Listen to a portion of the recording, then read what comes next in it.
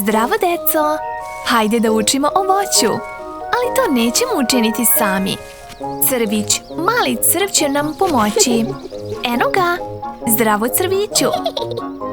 Crvi žive u prljavštini i veoma su korisne male životinje. Oni prave mnogo rupa u prljavštini da bi mogli da dišu i tako biljke mogu da rastu.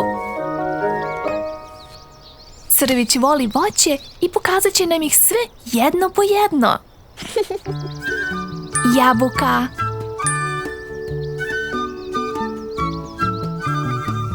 banana, pomoranđa,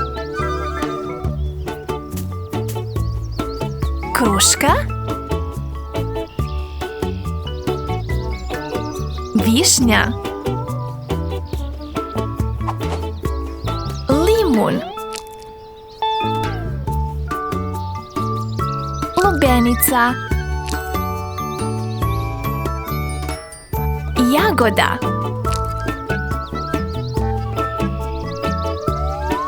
ananas, grožđe,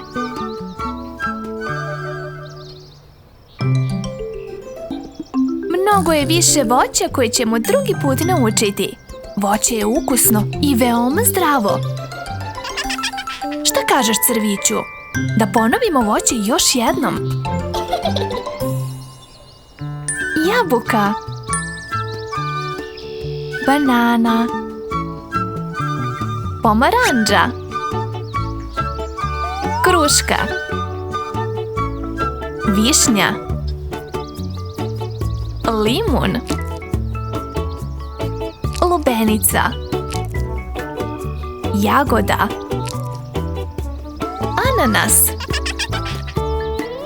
grožđe. Ovo je samo neko voće. Ćao, crviću!